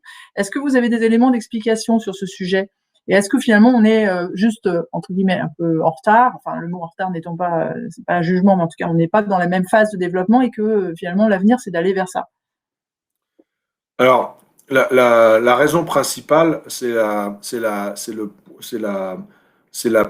poids et la richesse du commerce physique français. En fait, les hypermarchés. On a quand même des gros acteurs. Alors aujourd'hui, on en parle beaucoup en tant que problème, mais des hypermarchés. Si on voit par exemple aux États-Unis ou en Grande-Bretagne, eux, ils étaient plutôt sur la logique du grand magasin. Le grand magasin est un modèle en grande difficulté. En fait, hein. C'est parce que, un peu comme les hypermarchés, ils perdent de pied face aux spécialistes des produits non alimentaires, mais ils n'ont pas d'alimentaire. Enfin, ils n'ont pas d'alimentaire, ils sont faibles dans l'alimentaire. D'ailleurs, on voit bien, Mark & Spencer, par exemple, survit sur l'alimentaire, mais meurt sur le non-alimentaire. Et donc, cette logique-là, et en plus, la concurrence sur le non-al, elle est beaucoup plus violente sur le non-alimentaire que l'alimentaire, parce qu'en fait, les produits sont moins fragiles, la logistique est moins compliquée à mettre en place, etc. Donc, c'est cette résistance du modèle français. Enfin, c'est quoi le modèle français? Les hyper et les spécialistes de chaque univers. Vous êtes bien placé à Lille, pour ceux qui sont à Lille, pour connaître la Galaxie Mullier côté non alimentaire. Enfin, on n'a presque que des leaders, même pas français, européens de leur secteur. Donc ça résiste bien face à Amazon, hein, face à Amazon ou face au e-commerce. Les Royaumes-Unis ou les Pays-Bas sont des secteurs extrêmement bataillés en prix. Les consommateurs sont encore plus que les Français sur le prix. Et là, c'est que du bonheur pour le e-commerce, d'une part, et par ailleurs, ça écrase les marges encore beaucoup plus des acteurs physiques, et donc ils n'arrivent pas à résister. Donc du coup, c'est cette combinaison-là. Alors, jusqu'où on ira, nous, vers le e-commerce, en fait, c'est pas facile de le dire, puisque tout le monde va contribuer à développer le e-commerce, y compris les acteurs physiques. Et en fait, dans l'analyse de ce qu'est le e-commerce, il va y avoir pour moi, parce qu'on mélange un peu des choux et des carottes, et c'est normal. Le e-commerce, c'est quoi? C'est j'achète à partir de mon ordinateur ou de mon smartphone quelque chose, je le paye. Mais la différence, ça va être, est-ce que je me le fais livrer chez moi ou est-ce que je vais chercher le produit? Est-ce que je fais du click and collect ou est-ce que je fais de la livraison à domicile? Et ça n'aura pas du tout la même conséquence sur les lieux de vie. Parce que si je me déplace chercher le produit, je reste dans une logique de commerce physique, parce que potentiellement, ça crée du flux pour les magasins à côté, je peux acheter autre chose, etc. Si je suis dans la logique de la livraison à domicile, forcément, ça baisse mathématiquement la fréquentation des lieux. C'est-à-dire aujourd'hui, quand on réfléchit au centre-ville, par exemple, vous avez tous regardé les études qui ont été faites ces 5 dernières années sur le centre-ville, tout ce qui pêche dans le centre-ville, c'est soit il n'y a pas assez d'habitants, soit il n'y a pas assez de raisons d'y venir. Plus on enlèvera les raisons d'y venir, et notamment, vous avez intégré notamment les agences bancaires, par exemple, dans vos analyses, on voit que les agences bancaires, c'est un sujet préoccupant, parce qu'aujourd'hui, il n'y a plus de raison d'aller dans une agence bancaire. Et si les réseaux ferment leurs agences, il y en a malheureusement certains qui ferment leurs agences, mais ça fera une raison de moins, etc. Eh bien, ça va être ça, en fait, la problème. C'est pas seulement le e-commerce. Est-ce que, y compris nos enseignes, quand elles proposent à un client d'acheter sur Internet, est-ce qu'il lui propose en priorité de se faire livrer chez lui ou est-ce qu'elle lui propose en priorité de venir chercher le produit en magasin? Et ça n'a pas du tout les mêmes conséquences sur le plan de la vie de la ville. Pas du tout. Et c'est là que les équilibres vont pas être évidents, puisque on pourrait dire il faut éduquer le consommateur, c'est lui qui va décider. Forcément, on sait très bien qu'on pense tous qu'on est hyper libre et qu'on va décider. En réalité, pas seulement. Il faut que les acteurs, ils aient aussi les conséquences. Ils ont aussi, et il y en a plein qui l'ont, la conscience que s'ils privilégient trop la livraison à domicile, ils paupérisent énormément leur modèle physique. Bien, merci beaucoup, Monsieur Leroc. Malheureusement, je crois qu'on va clore parce qu'on a dépassé notre temps et il faut quand même qu'on essaie de le respecter. Vraiment, un grand merci à tous les intervenants. Alors, je ne sais pas si Brigitte Grunwald veut nous rejoindre pour dire un petit mot de conclusion. En tout cas, nous, ce qu'on peut vous dire par rapport à ces travaux, c'est que, bien sûr, on va poursuivre. On va poursuivre notamment dans un aspect un peu plus localisé de l'emploi. On ne pourra pas répondre à toutes les questions qu'on a soulevées aujourd'hui et on a bien compris qu'il fallait qu'on prenne un peu le temps de ça et qu'on les prenne une par une. Et ce qui nous intéresse toujours dans cette idée que les choses ont muté, c'est de savoir plus précisément dire où se trouve l'emploi commercial, dans quels pôles commerciaux, qu'ils soient de centre-ville, qu'ils soient de périphérie. Voilà, comment se répartit l'emploi sur les territoires. C'est l'objet un peu des travaux que nous allons faire dans ce volet 3 qui s'annonce et pour lesquels on espère pouvoir revenir vous revoir avec des conclusions à l'avenir. Je ne sais pas si Brigitte Grunwald souhaite peut-être clore au nom de l'Agence d'urbanisme de Lille et remercier tout le monde. Je te cède la parole, Brigitte. Oui, mais merci Emma. J'avais du mal à me reconnecter parce qu'on était limité sur le nombre d'accès. Donc, merci beaucoup à tous. Pas évident de conclure parce que nous avons entendu, c'était riche. Il y a effectivement des questions qui se posent qui sont très complexes. Moi, je prends notre casquette planification. Le DAC a été brièvement mentionné parce que pour le SCOT de Lille Métropole, la question du DAC va se poser. C'est aujourd'hui un document qui est devenu obligatoire. Donc, ces discussions, comme nous avons pu les avoir ce matin, qui touchent au-delà du commerce et de l'emploi, tout de suite, toutes les autres questions qu'on se pose en planification, la mobilité, la façon comment on veut vivre, comment la société veut vivre, quels choix, vous avez l'évoqué, Monsieur Leroc, quels choix vont être faits par la société qui sont à gérer par les élus et donc en conséquence dans les réponses qu'on doit apporter pour qu'ils puissent élaborer les documents, le cadre d'aménagement et d'urbanisme de nos villes et de notre périphérie qui est très impactant. Vous l'avez évoqué, le chiffre, 60% en moyenne, c'est la périphérie, mais on a aussi la proximité, les quartiers, le centre-ville. Donc, énormément de questions. Nous, on va essayer de le structurer. Le débat ce matin nous enrichit dans ces discussions et j'espère que c'est un constat partagé aussi par les autres participants. Il me reste à rappeler que la semaine prochaine ou plus tard, vous trouvez aussi les interventions pour ceux qui le souhaitent sur le site internet de l'agence et aussi de l'AFNO. De remercier donc les collaborateurs, mais aussi notamment vous, Monsieur Leroc, d'avoir pris ce temps de nous éclairer avec votre regard de praticien. Merci beaucoup à tous. Je conclus, sauf si Emma souhaite ajouter encore un point pratique. Et je vous souhaite une bonne journée à tous, aussi santé surtout, et bon appétit. Et j'espère à bientôt pour d'autres échanges sur ce sujet qui va nous occuper les années prochaines avec des observations continues, comme vous le dites, Monsieur Leroc, extrêmement importantes. Merci à tous et toutes et bonne journée. Au revoir. Merci. Au revoir.